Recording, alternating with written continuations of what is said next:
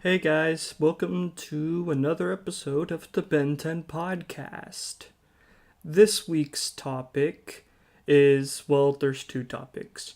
For one, the Cartoon Network YouTube channel just started releasing a new batch of Ben 10 Homeworld shorts, which I love these shorts. And there's also more news related to Crossover Nexus that I'm going to talk about because I just really want to talk more about Crossover Nexus.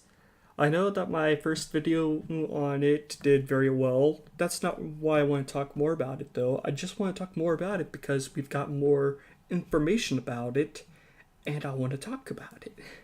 But first, we are going to talk about the new Alien Homeworld shorts. So, for anyone who has never seen the Ben 10 Alien Homeworld shorts before, basically last year, Cartoon Network released these shorts on their YouTube channels, and basically, they had a 1 minute short telling, the kids about what the alien homeworlds are like for each of Ben's 10 aliens. So yeah, every alien that was in the first season, the reboot, got a alien homeworld short. And now Cartoon Network is going to do it again this year, but it's only for the aliens that are in season 2. So I'm sorry, guys, that are fans of Upgrade. You're not going to get new part 2 for the Upgrade Homeworld short. I'm sorry for you Upgrade fans. Upgrade's my favorite Benton alien, so, you know. Anyways, these shorts were rad. As someone who, started out their YouTube channel kind of doing videos talking about Ben 10 lore, these shows literally gave me what I wanted from Ben 10. They gave me some more random trivia facts about the alien homeworlds of Ben's aliens in the reboot.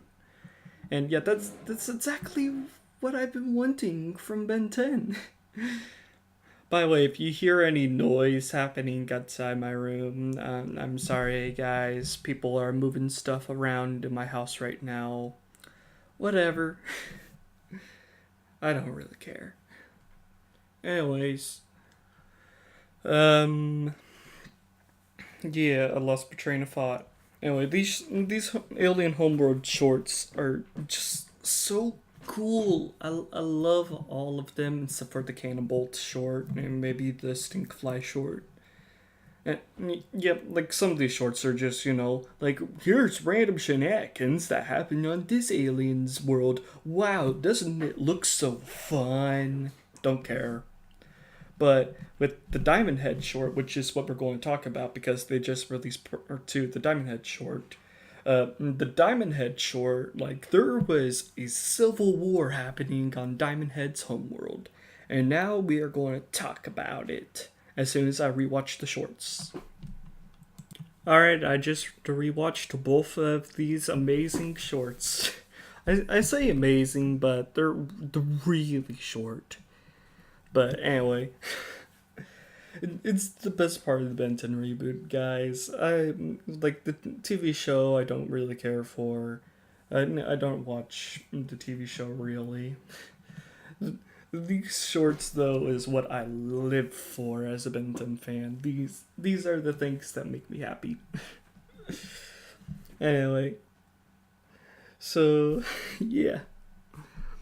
So in the first short, we learned that there were apparently two separate subspecies of Diamondhead species Petrosapiens living on Petropia, which were the Petrosapiens and the Subsapiens, and the Subsapiens were living underground underneath the Petrosapiens. And apparently, Diamondhead was a Subsapien. But yeah, this whole like concept of like him having separate this whole concept of there being like multiple different races of Petrosapiens on Petropia. It's all original to the reboot. In the original series, there was just the Petrosapiens living on Petropia, and their one guardian, Sugalite, who was a Crystal Sapien. And Sugalite has not appeared in these shorts yet, along with the Crystal Sapiens. Which there's actually only one Crystal Sapien other than Chromastone in the original continuity, but that doesn't matter. Anyway, so yeah. The Petrosapiens are actually like really scrawny scientist dudes. They're just, they spend their time creating castles and building advanced computers and stuff. But the sub-sapiens are living underneath below them, warring against each other. The sub-sapiens are in a civil war that's like blue versus red. And yeah, like their like they look exactly the same, but their armor is like differently colored, blue and red. And their armor is also styled after, you know, Tetrex's armor from the original series, which Tetrex is also wearing in the reboot. Anyway, so yeah. While the Petrosapiens are living above ground, building their beautiful civilization and their technology, and probably talking with Asmith all the time, negotiating stuff. I'm assuming. This is all like great material that helps build up a headcanon of how this universe works. And yeah, it's just really good to see this. Like with the end of Ben 10 Omniverse, we got that tease of Ben exploring his universe, so we would finally learn about all the secrets from the alien homeworlds and all that. Like that's what the end of Omniverse teased us, and then we didn't get that. Instead, we got the reboot. So now it feels like with these Alien Homeworld shorts, the Cartoon Network is giving us what we expected after Ben 10 Omniverse. Which, yeah.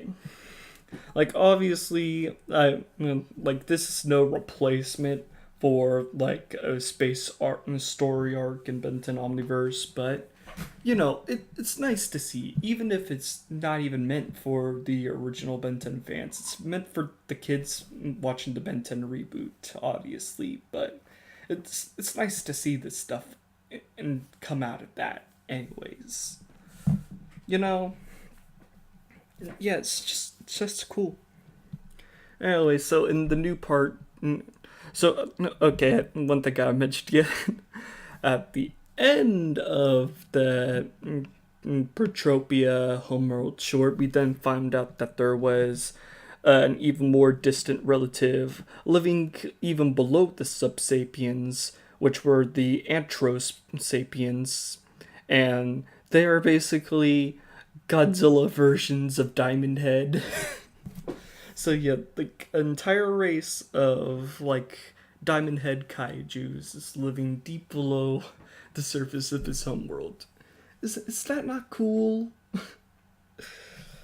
So yeah, and of course, like the original short literally ended with a tease saying, "But the fate of Petropia is a story that'll be continued for another day." Also, all these Alien Homeworld shorts are narrated by the reboot version of Asmith. We haven't seen him pop up in the cartoon yet, but going off of these Homeworld shorts, Asmith definitely seems to not be the cranky old man we're used to in the normal cartoons, the original cartoons. Like, I always thought it was weird whenever we did see Asmith actually being happy in a couple of episodes of Ben 10 Omniverse. I was like, that's not Asmith, that's weird. It's weird to see Asmus smiling for once. That's not his character. He's a grumpy old toad. But with the reboot version of Asmith, he basically is acting like a young school teacher who is really excited to tell the kids about how the universe works and space stuff. So yeah, it's kind of weird when you really think about like Asmith's character portrayed in these shorts. And we also do get to see Asmith in person during the upgrade short. Anyway, yeah. So in the new short, we get to see the Anthrosapiens attack the Petrosapiens and the Subsapiens, and they reluctantly team up to stop the Anthrosapiens. So the Anthrosapiens, unlike the other two races, the Anthrosapiens actually have sonic wave attacks. Okay. Are they related to Echo? I don't know. But yeah, so whenever they shoot all their crystal weapons at the Anthrosapiens, they use like their sonic howls, like their Blitzwolfer, to shatter the Diamondhead crystals. And so they now have to. Now the Subsapiens and the Petrosapiens have to team up in order to invent a new device that can absorb their shock waves, and then they kind of reflect it back at them with the laser beam charged by their shock waves, I think. And they shatter the Anthrosapiens. But Asmith makes sure that you know that they're not dead. The Subsapiens will or not the Subsapiens, the Anthrosapiens will reform, but it will take like eons to do so. It'll take a very long time. So I assume whenever they do reform, that's whenever the third short for season 3 kicks up. So yeah, I really hope that they do make a third batch of these shorts. And yeah, these shorts are really cool. Go check these shorts out. That's all I really have to say about them right now. I would love to, I've been wanting all year long, ever since I started the Ben 10 guide, to do a video where I compared the reboot versions of the Alien Homeworlds to how little we really know about the original versions of the Homeworlds. And yeah, now since they're releasing the second batch of these shorts, now I'm going to have to wait until all of them are released, and so I can do that video. And yeah, maybe I should wait even longer in case if they release even more of these shorts, but that probably won't happen for a year. I'm not going to make you guys wait a year for this possible video that I may or may not make. I might do it. I might. I don't know. The Benton Guide really has gone on to hiatus for multiple reasons. One of them is just the fact that I need to rewatch Ultimate Alien and Omniverse again. And another reason is because my head canon for Ben 10 does actually contradict a little bit of what is actually canon.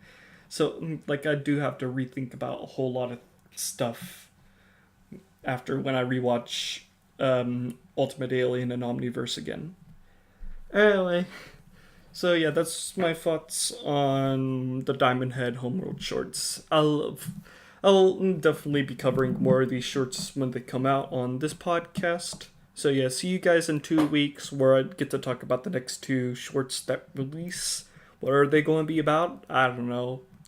Cartoon Network will surprise us. Hopefully they'll surprise us. Anyway, so yeah, let's talk about some new information about Crossover Nexus, the upcoming OK K.O. episode that crosses over OK K.O. with the Ben 10 reboot, Steven Universe, and Teen Titans Go. Yeah. I'm definitely looking forward to this. Like whenever I made the first video, I was thinking about it for like 4 hours before I recorded the video. And yeah, it's like whenever you hear about this, it's like a weird idea, and then when you think about it, oh, you know what? It'll be good. And yeah, I was definitely right that this was all Ian Jones Quartzies or Quarty. I still don't remember how his name is pronounced. Ian. Like, this is all the creator of OK K.O's idea of him doing a crossover because he just loves crossover and he loves crossovers. He loves the history of Cartoon Network. He loves all of Cartoon Network. He loves classic Cartoon Network. He loves Cartoon Network and he loves crossovers. So he wants to, do this for, the kids that haven't gotten to see a Cartoon Network crossover yet because it's been a while since Cartoon Network's really done a big crossover on TV. And yeah. So yeah, they recently talked about Crossover Nexus on the official Steven Universe podcast. I haven't listened to the entire episode yet, just because I'm not really in the Steven Universe mood right now. So I just skipped around until I got to the part where they talked about Crossover Nexus. And yeah, it's really interesting what they say about it, but here's some other stuff that we know about it that they did not mention in the thing. Alright, so as Rebel Taxi pointed out in his video on San Diego Comic-Con, they did show a trailer for this at Comic-Con, but they did not release the full trailer on the YouTube channel afterwards. Even though they did with all the new Steven Universe announcements, and they even put the full Steven Universe panel on their YouTube channel, they did not put the trailer that they made, though, for Crossover Nexus on their YouTube channel for some reason.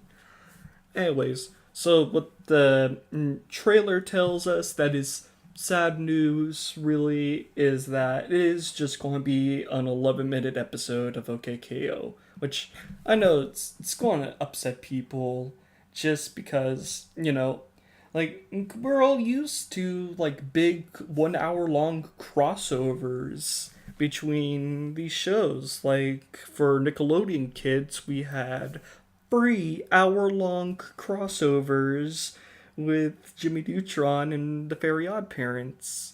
And with Cartoon Network, we have previously gotten The Grim Adventures of the Kids Next Door, which was also an hour long. And for Ben 10 fans, we've gotten Heroes United, which was a crossover between Generator X and Ben 10. And I named my podcast after it. And that was an hour long too. So yeah, we're used to like the big hour-long crossovers at this point, especially after Avengers Infinity War, which is 2.5 hours long. And it's a great movie. And yeah, with the Crossover Nexus, it is initially disappointing that it is only going to be 11 minutes long, but that doesn't mean it's not going to be good. It's still going to be a really fun 11-minute episode of OK K.O. OK K.O. is just a fantastic show. It's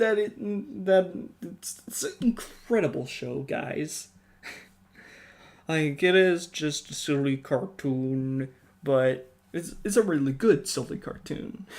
Just like how SpongeBob and the Very Odd Parents were really good silly cartoons. And yeah. OK K.O. fans definitely should be excited for Crossover Nexus. Cartoon Network fans in general that love classic Cartoon Network, they should definitely check this out, even though it's involving the modern Cartoon Network shows. Like, yeah, on the Steven Universe podcast, they mentioned that it really is for big Cartoon Network nerds. So that includes me. So yeah, if you love Cartoon Network in general, check this crossover out when it comes out. And yeah, now I'm going to rewatch the Steven Universe podcast bit where they talked about it. Anyways, yeah. So with this crossover, they were mostly just, you know, since since that was the Steven Universe podcast, they were excuse me, um, they were mostly just talking about like Garnet's involvement with the crossover and like how similar KO is to Ruby from Steven Universe. Anyway, uh, I don't remember if I mentioned this or not in my original video on Crossover Nexus, but Ian Jones Quartzy did work on Steven Universe before OK K.O. was made. But he made the pilot episode of OK K.O. Liquid Plaza Turbo at the same time as when the Steven Universe pilot was made, and then for whatever reason, Steven Universe happened, and then OK K.O. Let's Be Heroes didn't happen until a few years later. Anyway, so yeah, at the time, whenever they made those pilots, like I know I talked a little bit about this, but you know, anyway, uh, I'm sure you guys know like why this is kind of special. It's just because like he like Ian was talking about how he was really one of the perfect people to put in charge of a crossover like this because he has worked on two of Cartoon Network's modern shows. So he's the kind of the perfect person to put in charge of a crossover between a lot of Cartoon Network's current shows. Yeah, it's just really cool. Um, yeah.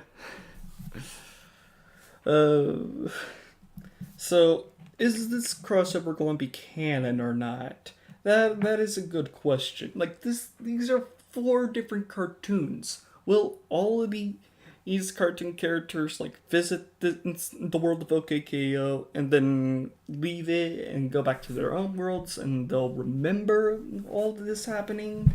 I don't know if Ben's going to remember meeting KO and Garnet or not after this crossover, but what they did say is that this crossover will reveal a secret about Garnet that will be canon to Steven Universe. Whatever Garnet's secret is that they were teasing, that is canon to Steven Universe. So whatever Garnet's secret is, we don't know, but it's gonna be canon to Steven Universe. As for the crossover itself, we still don't know, but whatever like her secret backstory is, it'll be like canon to Steven Universe.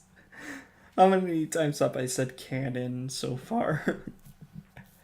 I don't know. Anyway, so yeah, I'm really looking forward to this crossover special. Again, earlier I was comparing it to the Grim Adventures of the Kids Next Door. I mostly did that because Ian himself compared it to the Grim Adventures of the Kids Next Door in the podcast, and he was also talking about the Cartoon Network City era bumpers. He did not mention Fusion Ball though for some reason. I guess he didn't really get to play a whole lot of that when that game was available. And he also talked about the Cartoon Network invaded story arc thing, whatever, the Cartoon Network invaded event, which you just kind of mentioned it. You didn't really talk about it, but like Cartoon Network invaded does hold a special place in my heart. I loved it so much as a kid. It'd be nice if modern Cartoon Network did something similar to that. Like, Cartoon Network Invaded was just this weird storyline thing that happened across 5 of Cartoon Network shows, where these aliens were invading Earth, and Earth apparently was home to many, many different cartoons. And yeah, it was a really cool, fun crossover. If you guys do not remember Cartoon Network Invaded, I feel really sorry for you because it was the coolest thing ever. Oh, I love that event so much. It was so cool. Gosh. I would love it if more Cartoon Network again did something similar to that, which they are not going to do anything like that ever again, sadly. But yeah. Anyways, yeah. So I probably should rewatch the Grim Adventures of the Kids Next Door before Crossover Nexus comes out, because yeah, just him mentioning it just made me like, you know what? It's been a long time since I've seen both the Grim Adventures of Billy and Mandy and Codename Kids Next Door. I want to watch these shows again. I don't have time though to watch all these shows, so I'll just have to settle with watching the Grim Adventures of Kids Next Door crossover. And yeah, it was classic Cartoon Network is so cool to me. Whenever I think of Cartoon Network versus Nickelodeon, one thing that Cartoon Network always did better was the crossovers. Just yeah, Cartoon Network was always just really good at keeping their shows connected, and now it felt like for a few years, which like this is something I've actually gotten upset about with modern Cartoon Network, because their shows now more than ever felt disconnected. Like whenever the Uncle Grandpa Steven Universe crossover happened, which by the way I have not seen Uncle Grandpa. This crossover was the only time I ever really seen that show, which is technically Steven Universe episode. But anyway, like that crossover did remind me of the old Cartoon Network, classic Cartoon Network, where they always crossed over everything together. Like at the end of that episode, we saw Uncle Grandpa showing a list of like all the kids that were from other Cartoon Network shows that he wanted to go visit. And he even teased like another crossover with Clarence that never happened. Yeah, I've only seen a few episodes of Clarence, by the way. It's been a very long time since I've seen that show. And now it's over, so who cares? Yeah, just, yeah. It's just something to get excited for. Like, come on, guys. If you love Cartoon Network, watch Crossover Nexus. I know it has Teen Titans Go in it. I know you guys don't like Teen Titans Go, but give Crossover Nexus a chance, especially if you're a fan of Steven Universe and OK K.O. If you're a fan of those two shows, you're going to check this out regardless of it having the Ben 10 reboot in it and it's Teen Titans Go. So yeah, I'm definitely I'm so excited for Crossover Nexus now. It's gone from like what confusing to oh, I am genuinely excited. My face is smiling so much right now because I'm genuinely excited for it. 2018 in general has been like the year of crossovers, where I've gone from kind of getting weirded out by crossovers for some reason. I loved crossovers as a kid, but for some reason, as I've grown older, it's just become like more weird and alien to me. For some reason, the idea of weird crossovers, I don't know why. I've grown to kind of dislike crossovers, but 2018 has been the return of crossovers. Like, obviously, we got the whole meme from Avengers Infinity War, where it's like the most ambitious crossover ever. Like, who doesn't love seeing Iron Man talking to Star Lord? Infinity War, it was such a good movie. I have the Blu ray right next to me because I love it so much.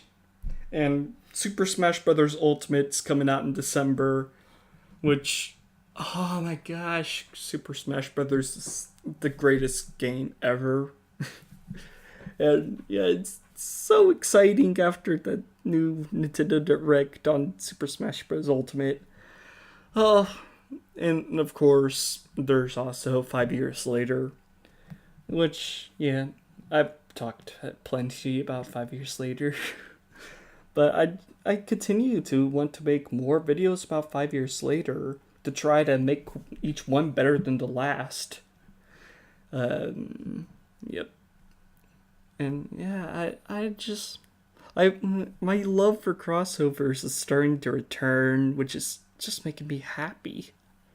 I have missed like in the like over time I've grown to not like crossovers for some reason, and now my love for them is coming back. Like the crossovers between the 2012 Teenage Mutant Ninja Turtles and the 80s Teenage Mutant Ninja Turtles, they're so good. I want more good crossovers like that. Uh, uh, I want to see Ben 10 crossover with Transformers.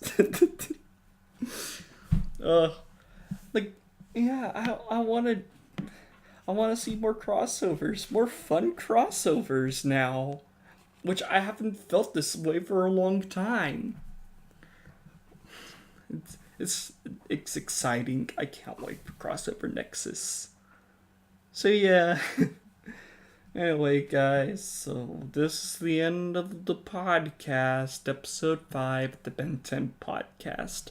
What topics do you want me to cover in episode 6? Let me know in the comments below.